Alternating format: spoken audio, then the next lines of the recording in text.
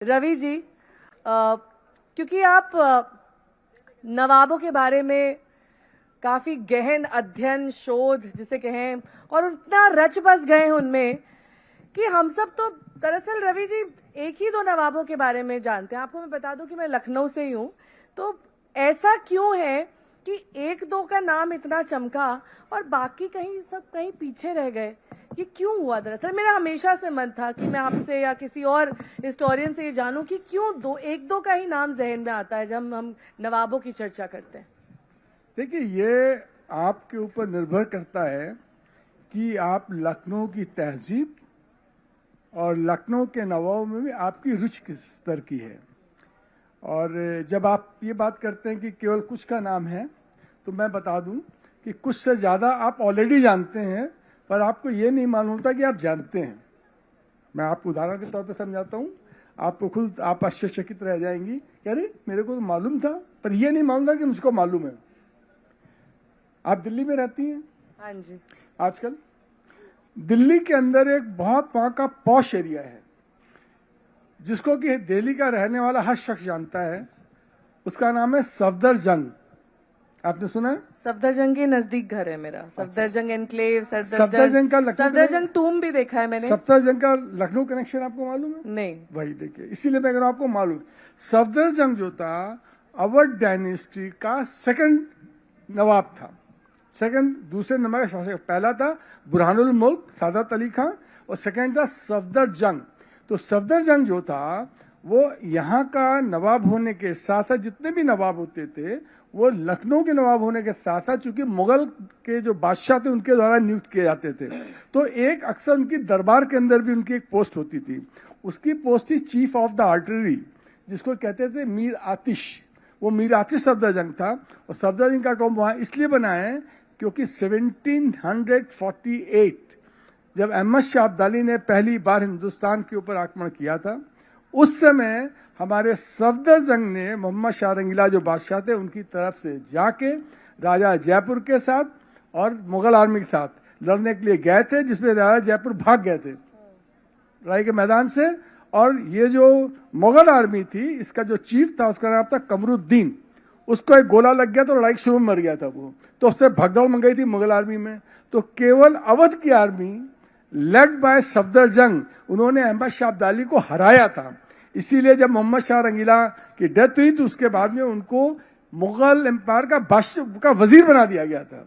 तो चूंकि अवध का सेकंड नवाब सफदरजंग, चूंकि यहाँ के नवाब होने के साथ साथ पूरे मुगल एम्पायर का वजीर भी था, इसीलिए उसके मरने के बाद वो टूम बना और सफदरजंग एरिया हो गया। तो एक देखिए, एक आपको नाम मालूम ही है।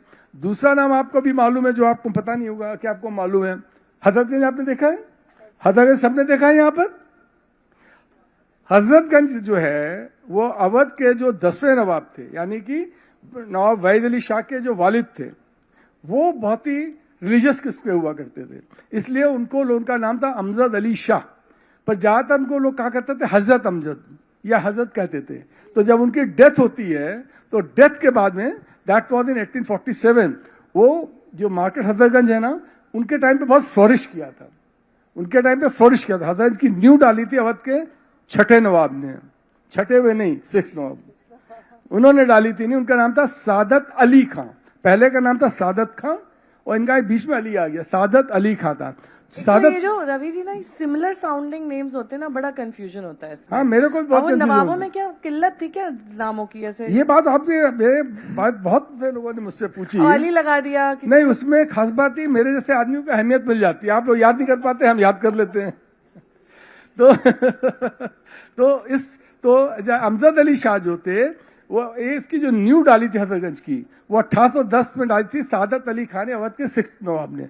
पर ये मार्केट फ्लोरिश किया है, वो किया है 10वें नवाब के टाइम पे। उनका नाम था हजरत अमजद अली, इसीलिए वहां पर उनको दफन किया गया और इसीलिए हजरतगंज को हजरतगंज कहा जाता है। चलिए, आज हजरतगंज तो आपने 2 नाम तो आपको और पता लगे, अभी और बता सकता हूँ, पर और क्वेश्चन है। मैं बता, आपको सारे नाम मालूम है जितने नवाब हुए थे, पर आपको ये नहीं मालूम कि आपको मालूम चल जाएंगे। लेकिन एक बात बताइए कि नवाबों के शासन के दौरान कला, संगीत और जो यहाँ का कल्चर था, उसने किस तरीके से प्रोग्रेस की? मतलब प्रोग्रेस से मेरा मतलब ये है कि उनके बाप दादा जो विरासत छोड़ गए उसको उन्होंने डिटोरिएट किया या उसको किसी तरह से आगे बढ़ाया? मेरा एक क्वेश्चन है, जितने लोग बैठे उनसे एक है प्रश्न, एक है कि अगर आपको जितनी तनख्वाह मिल रही है उतनी तनख्वाह पूरी मिलती रहे और आपका 60% काम कम कर दिया जाए तो आप क्या करेंगे? आप सब लोग आर्ट एंड कल्चर के अंदर वक्त अपना बिताएंगे, कोई पैसा भी आपके पास होगा, वक्त भी होगा। ठीक यही बात अवध के नवाबों के साथ हुई। 1764 बैटल ऑफ बक्सर जो थी, which was fought between Lucknow के नवाब, बंगाल के नवाब और आपके मुगल बादशाह, इनकी कंबाइंड फोर्सेस ने लड़ाई लड़ी थी 1764 के अंदर। और लखनऊ के जो नवाब थे उनका नाम था शुजाउद्दौला। वो 1761 के अंदर जब मराठा वर्सेस अहमद शाह अब्दाली वॉर हुई थी तो उन्होंने अब्दाली का साथ दिया था। सफदर उनके फादर ने दिया था, अब्दाली को हराया था, बेटे ने साथ दिया था। तो उस लड़ाई में अब्दाली जीत गया था, चूंकि पानीपत के थर्ड बैटल ऑफ पानीपत 1761 के अंदर। तो लखनऊ के नवाब का भी था कि मैं तो किसी का हरा दूंगा। तब उन्होंने अंग्रेजों से पंगा ले लिया। जब अंग्रेजों से पंगा लिया 1764 के अंदर, तो बैटल ऑफ बक्सर के अंदर आपको सबको मालूम है अंग्रेज जीत गए थे और ये तीनों की फौज हार गई थी, नवाब ऑफ बंगाल, नवाब ऑफ लखनऊ और बादशाह, मुगल बादशाह। उसके बाद में क्या होता है कि उनको बहुत ही ह्यूमिलेटिंग टर्म एंड कंडीशन के अंदर राज वापस किया जाता है शुजाउद्दौला को, लखनऊ के नवाब को। उसमें से एक कंडीशन ये थी कि अंग्रेजों की फौज यहाँ रहेगी पर उसका खर्चा देंगे आपको नवाब साहब, और बहाना क्या था कि आपकी जो बाउंड्रीज उसकी रक्षा हम करेंगे।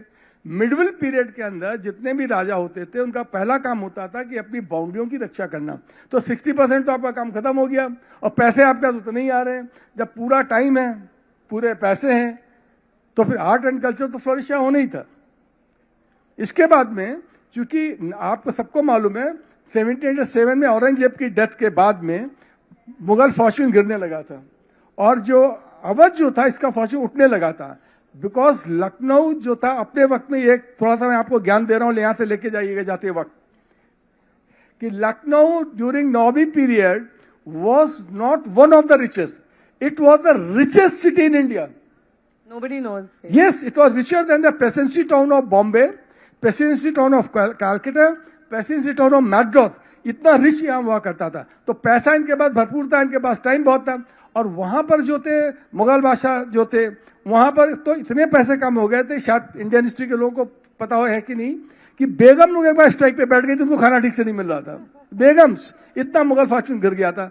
तो इन्होंने, जैसे कि आपके घर का नौकर कोशिश करता है कि आपके लाइफस्टाइल को कॉपी करना, तो वैसे नवाब लोग चूंकि वो नियुक्त किए जाते थे दिल्ली के बादशाह से, तो इन्होंने भी कॉपी करना शुरू करा उनके टेस्ट को। तो इन्होंने वहां के पोएट्स को इनवाइट करना शुरू करा, वहां के नौच गर्ल्स को इनवाइट करा, वहां के देरेदार तवायफ कहलाती थी उनको इनवाइट करा।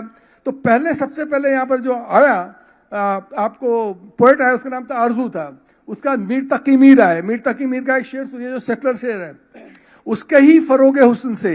अक्सर होता है लखनऊ की जो तहजीब है, हमेशा याद रखिएगा, लखनऊ जो जाना जाता है अपने सेकुलर कल्चर की वजह से जाना जाता है। दुनिया में कहीं सेकुलर कल्चर नहीं मिलेगा जो लखनऊ मिलेगा। और इस बात को सुन के आपको का अगर आपको प्रमाण चाहिए, मेरी बात मत मानिए, जब मैं कहूँ सेकुलर है, प्रमाण चाहिए, यंगस्टर को तो प्रमाण चाहिए ना, you need a proof. During at the time of partition, way back in 1947, when entire Indian subcontinent was burning in communal clashes, my dear friend, Lucknow was the only place with major, population of Muslim. Not a single clash has taken place. Not a single, एक लड़ाई छोटी सी भी यहाँ पर नहीं हुई थी। ये कितनी बड़ी बात है, जबकि नौबी पीरियड खत्म हुए 90 साल से ज्यादा हो चुका था। That means that culture is still lingering here. I was talking to the Neha when we were in the wings. I told her, she said, that the culture is diluted everywhere in Lucknow also. I said, still something is lingering here, the Nobby culture. So I have answered your question. The culture यहाँ जो start हो गया, पैसा था, time था, culture start हुआ। और एक आपको मजा आएगा जान के कि यहाँ पर 2 स्कूल ऑफ पोएट्री हुआ करते थे इंडिया के अंदर। एक था Delhi school of Urdu poetry, the other was Lucknow school of poetry, और दोनों में बहुत राइवलरी होती थी। अब देखिए, मीर तकी मीर दिल्ली से आए थे, बट लखनऊ स्कूल के फाउंडर माने जाते थे, पर को फाउंडर बेसिकली 2 थे। एक था आपका ख्वाजा हैदर आतिश और दूसरे आपके थे यहाँ पर आपके नासिक, शेख इमाम बख्श नासिक। दे वर द को founder of Urdu poetry, Urdu school of Urdu poetry. अब यहाँ पर उनका शेर सुनिए आप मीर तकी मीर का, अगर पसंद आए कैसे यहाँ का सेकुलर कल्चर बना। उनका एक शेर है कि उसके ही फरोगे हुस्न से, खुदा उसके ही फरोगे हुस्न से झमके हैं चिराग, उसके ही फरोगे हुस्न से झमके चिराग, शमे हरम हो या दिया सोमनाथ का। ये शेर है मीर तकी मीर का। और इसी के ऊपर आप सुनिए वाहिद अली शाह, उनकी अप्रोच देखिए। यहां पर मैं बता दूं, जब मैंने कहा उसके ही फरोगे झमके, तो झमके वर्ड दिल्ली में यूज होता था, झमके वर्ड होता लखनऊ में, चमके होता था दिल्ली में। यहाँ की उर्दू में कहा जाए, लखनऊ की उर्दू में मलाई नहीं कहते थे, या मलाई कहते थे, दिल्ली में कहते थे मलाई, लखनऊ वाले कहते थे दिल्ली वालों को उर्दू नहीं आती। तो यहाँ पर नवाब वाहिद अली शाह का देखिए इसी ढंग का शेर एक है कि नकूसे ब्राह्मण, नकूसे कहते हैं शंख की आवाज को, नकूसे ब्राह्मण, ब्राह्मण नकूसे ब्राह्मण ने सदा दी अजान की, हमने मस्जिद से सजदा किया सोमनाथ का। नवल कांत जी, आपने जो लेखनी है, जो आपकी किताब है, टिकैत राय जैसे गुमनाम नायक को ही आपने क्यों चुना? इसके पीछे की वजह क्या है और उसके पीछे कितना गहन अध्ययन और शोध गया? क्या लगा इस सोच के पीछे? लेकिन आपने जहां से बात शुरू की थी, आपने कहा था कि कुछ ही लोग हैं जिनको हम लोग पहचानते हैं, रवि भट्ट जैसे लोग काम करते हैं कि सबको पहचाना जाए। लेकिन सच्चाई यही है कि हम लखनऊ के इतिहास को हम लोग ने एक इंटरटेनमेंट के तौर पे बांट रखा था। तो उसमें जो इंटरटेनमेंट निकलता रहा, तो उसमें आसिफुद्दौला और फिर वाजिद अली शाह, दो की ही ज्यादा चर्चा होती है। और तीसरी जो थी वो नहीं, उन्होंने दो एग्जाम्पल भी दे दिए, सफदरजंग, हाँ, लेकिन जानते नहीं थे ना सब लोग। हम कैसे उसको रिलेट कर पाए? हाँ, ये लोग कोशिश करते हैं, लेकिन जो आम लोग, जो और इतिहासकार थे, उन्होंने इस बात को आगे तक नहीं पहुंचाया। अब आप देखिए ना कि तीसरा कैरेक्टर जो है वो उमराव जान है। उमराव जान को सब लोग जानते हैं, और टिकैत राय पूछे तो बहुत कम लोग जाते हैं, जैसे मीर तकी। ज्यादातर क्योंकि लोग सोचते हैं कि वो मुगल ही थे और उसमें से कोई हिंदू नहीं था। टिकैत राय मेरे हिसाब से आपने इसलिए भी चुना होगा क्योंकि एक तो गुमनाम शख्सियत है। हाँ, नहीं, मैं आपको बताता हूँ। टिकैत राय मैंने ऐसे सुना कि एक यहाँ पे इलाका है टिकैत राय तालाब कॉलोनी, तो मेरा वहां पे ननिहाल हुआ करता था। बचपन से ही मैं वहां जाता था, तो पूछता था टिकैत राय कौन है, तो नानी और मामा बताते कोई बड़े आदमी थे। बात आई गई होगी, जब मैं थोड़ा बड़ा होने लगा तब मैंने अपने पिताजी से पूछा कि ये टिकैत राय कौन है, तो उनको भी बहुत ज्यादा नहीं पता था। फिर उन्होंने, उर्दू के बहुत माहिर थे मेरे पिताजी, तो उन्होंने उर्दू की तमाम किताबों से देखा और बताया कि टिकैत राय तो बहुत बड़े कैरेक्टर थे। अब आप सोचिए ना, टिकैत राय ने क्या क्या काम किया, टिकैत राय को हम लोग को क्यों जानना चाहिए। मैं आपसे कहूं कि लखनऊ की बात करूं, लखनऊ में एक राजा बाजार है, वो राजा टिकैत राय ने बनाया है ना। इसी तरह जो नखास की इतवार बाजार है, वो टिकैत राय ने शुरू कराई। जो चिकन की बाजार के रूप में स्थापित के पहले नवाबों तक चिकन पहुंचता था, उसको बाजार में आम लोगों तक पहुंचाया, वो टिकैत राय थे। इसी तरह आगे बढ़िए तो जो टिकैत राय का तालाब है, वहीं पे शीतला माता का मंदिर है, उसका उद्धार उन्होंने कराया। इसी तरह वहां पे हैदरगंज मस्जिद है, वो उन्होंने बनवाया। टिकैतगंज की छोटी मस्जिद है। अब आप जी छोड़िए, लखनऊ छोड़ ही देता हूँ, ये तो आपको लखनऊ में और भी बहुत सारे एग्जाम्पल है, लेकिन मैं कह रहा हूँ लखनऊ छोड़ दीजिए। लखनऊ क्यों छोड़ना? लखनऊ में कार्यक्रम हो रहा है, लखनऊ की मैं हूँ, लखनऊ के हम सब हैं। हाँ, लखनऊ की, तो लखनऊ में यहाँ पे जगन्नाथ मंदिर, तमाम मंदिर बनवाए। इसके अलावा टिकैतगंज और टिकैत नगर नाम के जो मोहल्ले हैं, वो लखनऊ में है, काकोरी में है, बदायूं में है, कोलकाता में है, बाराबंकी में है।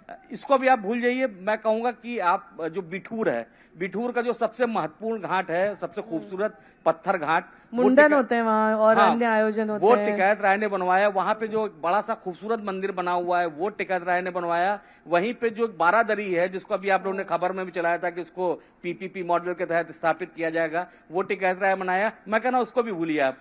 उसके आगे बढ़िए तो डलमऊ रायबरेली में वहां का जो घाट है, वो टिकैत राय बनाया। वहां संस्कृत पाठशाला बनवाई। 108 मंदिर, शिव मंदिर टिकैत राय ने बनवाए। इन सब को भी छोड़ दीजिए तो हनुमान, नहीं, मुझे ऐसा लगता है नवल जी, दिक्कत ये है कि हम लोग सैर सपाटे के लिए किसी जगह जाते तो हैं, ऐतिहासिक जगह, वहां पर एक बहुत महत्वपूर्ण एक पत्थर होता है, उसमें उस जगह के बारे में, उसको किसने बनवाया है, किस सन में बनवाया, कोई नहीं पढ़ता है। वहां सिर्फ सेल्फी पॉइंट बने रहे हुए हैं और वहां सिर्फ लोग पिक्चर खिंचाने, इंस्टाग्राम पर डालने, अलग अलग सोशल मीडिया। अब ये वो दौर है, अब कोई नहीं पढ़ेगा बिल्कुल कि कहाँ रायबरेली में आप गए थे, कहाँ गए थे, वो सब वो जो जोड़े हैं वो वहाँ फोटो खिंचाएंगे, वैलेंटाइन डे कल ही गया है, वहाँ बैठ के वो आइसक्रीम खाएंगे, लेकिन किसी को मालूम नहीं होगा कि वो किसका है और किसने बनवाया। बिल्कुल नेहा, इसी तरह मैं बता रहा हूँ कि जो हनुमानगढ़ी अयोध्या की है वो भी राजा टिकैत राय ने बनवाई। तो जिस व्यक्ति ने इतना काम किया, और वो गंगा जमुनी तहजीब जो कही जाती है ना, जिसको पॉलिटिकली भी बहुत इस्तेमाल होता है, वो गंगा जो अवध का इलाका था वो गंगा जमुना के दोआब पे था, और यहीं से जो गंगा जमुनी तहजीब शब्द निकला है, जिनका जिक्र किया रवि जी ने, सफदरजंग, नवाब सफदरजंग ने 52 बीघा जमीन हनुमानगढ़ी के लिए दान दी थी। मेरे ख्याल से बहुत कम लोग को पता होगा कि इतनी जो मेन जमीन है वो उन्होंने दान की थी, किसी को पता ही नहीं है। तो जो गंगा जमुनी तहजीब वहां से शुरू हुई, अब तक ये माना जाता है कि वो तो पहले के शासकों के बारे में प्रसिद्ध था कि वो सभी धर्मों को मानते थे। अकबर के बारे में भी यही था कि वो सभी धर्मों को मानता था, सभी धर्म की रानियां थी। शिया नवाबों ने जो काम किया है, उनसे बड़ा सेकुलरिज्म के लिए काम पूरी दुनिया में, खासतौर से इस्लाम के मानने वालों ने नहीं किया है। तो वो अद्भुत काम किया था। और मैं ये भी कह रहा हूँ कि जो राजा टिकैत राय ने जितने काम करवाए, जितने मंदिर बनवाए, वो आसिफुद्दौला के दौर में बनवाए थे।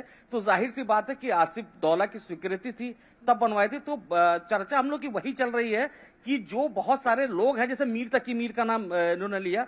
अब मीर तकी मीर, जिसके बारे में गालिब कहते थे कि एक तुम ही नहीं हो रेख्ता के उस्ताद गालिब, कहते हैं एक दौर में मीर हुआ करता था। तो जिस आदमी की इतनी बड़ी इज्जत हो, वो लखनऊ में अपने जीवन के अंतिम 28 साल काटता है और उसकी लखनऊ में मजार तक नहीं है। हुआ ये कि जहां पे उसका दफनाया गया था वहां पे अब इस समय सिटी स्टेशन है, बीच में कहीं पटरियों के बीच में मजार रही होगी, वो भी गायब हो गई होगी। तो कहा जाता ना कि मीर की जो मीर कहता रहता है ना कि क्या कहते हैं, आहिस्ता बोलो, अभी कहते कहते सो गया है। तो वो पटरियों में इंजनों की आवाज के बीच में फंस गए। मीर तकी मीर का एक बहुत अच्छा किस्सा मैं आपसे शेयर करना चाहूंगा कि जब दिल्ली में वहां पे जब मुगलों के हालात बहुत खराब हुए, पैसा बहुत कम हो गया, तो आसिफुद्दौला ने अपनी राजधानी लखनऊ शिफ्ट कर ली थी। उस दौर में आसिफुद्दौला चाहते थे कि ये सबसे बड़ा मरकज बन जाए, सबसे बड़ा स्टेशन बन जाए, जहां सबसे बड़े बड़े शायर हों, जहां बड़ी बड़ी इमारतें हों, पूरी दुनिया की बड़ी इमारतों जैसी यहाँ इमारतें हों। तो मीर तकी मीर को लगा कि हम भी लखनऊ चले। तो जब वो लखनऊ पहले दिन आए यहाँ पे, तो उसी दिन उनको पता चला कि एक मुशायरा है। तो मुशायरे में मीर तकी मीर गए, लेकिन अब मीर तकी मीर दिल्ली वाले थे, तो वो अपने दिल्ली के अंदाज में थे। वो एक कपड़ा पहने थे, वो पैरहन जैसा था, मतलब ऊपर से लेके बॉटम तक एक ही कपड़ा। जूते ऐसे थे कि नोक उठी हुई थी, वो कपड़े को छू रही थी। अंदर एक पैजामा था, वो दिख नहीं रहा था। एक बेल्ट बांधे थे, उसमें एक रुमाल फंसाए हुए थे। उसके साथ उन्होंने दाहिनी तरफ एक तलवार लटका रखी थी, बाईं तरफ खंजर था। और ऐसा आदमी शायर मंच पे पहुंचता है तो मंच में नीचे से हल्ला होता है कि आप कौन है, अपना परिचय दीजिए।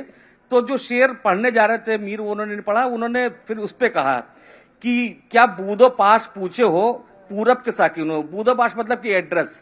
क्या बूदो पाश पूछे हो पूरब के साकिनों, हमको गरीब जान के हंस हंस पुकार के। दिल्ली था एक शहर आलम में इंतखाब, रहते थे जहां मुंतखब रोजगार के। उसको फलक ने लूट के बर्बाद कर दिया, हम रहने वाले हैं उसी उजड़ी दयार के। तो मीर यहाँ पे आए, लेकिन उनके संग बड़ा संकट ही रहा। पहली बार जब उनकी टिकैत राय ने फिक्स कराई मुलाकात नवाब के संग, तो जब वो नवाब से मिलने का, मीर जो है अपने थोड़ा मूडी स्वभाव के थे, नवाब उस समय मुर्गे लड़ा रहे थे, तो पहली मुलाकात ही उनकी खराब हो गई। खैर उसके बाद उनको तो पैसे की जरूरत थी, उनको फिर एक बढ़िया घर दिया आसिफुद्दौला ने, वजीफा फिक्स किया उनके लिए। अब वो जो आसिफुद्दौला शेर सुनने के लिए जब बुलाते थे मीर को, तो वो जब वो मछली मारने जाते थे तब वो बुलाते थे। और फिर उसके बाद एक जगह जो शीश महल है वहां पे आके मछलियों से खेलते थे। उनकी आसिफुद्दौला की मछली भी बड़ी वीआईपी टाइप की होती थी। उनकी जो है सोने की नथ पहनी हुई मछली होती थी उनकी। हाँ, ये क्या भला है? मतलब जो मछली डाली जाती थी उनको सोने की नथ पहनाई जाती थी, क्योंकि नवाब साहब की मछली है तो वो उसी में तैरती। तो वो डंडी से अपना खेलते रहते थे। एक बार मीर साहब शेर सुना रहे थे, और शेर सुनाते सुनाते तीन चार शेर हुए तो रुक गए। तो नवाब साहब ने कहा कि आप आगे सुनाइए। तो उन्होंने कहा हुजूर की तवज्जो मिले तो आगे सुनाए। तो कहे कि जब शेर में दम होगा तो तवज्जो भी दी जाएगी। तो उसके बाद से आसिफुद्दौला के पास आना जाना कम हो गया और जब तक टिकैत रहे थे मीर का वजीफा जारी रहा। लेकिन हुआ यह कि मीर को उस समय तो लोगों ने स्वीकार नहीं किया, क्योंकि जो बादशाह होता था उसी की चलती थी और बादशाह को जो नहीं पसंद है तो उसकी चर्चा नहीं होती थी। लेकिन अब आज के दौर में तो सबको पता रहना चाहिए ना कि गालिब जिसकी इज्जत करते थे वो मीर लखनऊ में अपना जीवन अंतिम समय गुजारा। इतिहास तो कहीं ना कहीं अगर आप जैसे लोग ना हो तो कहीं दब जाएगा।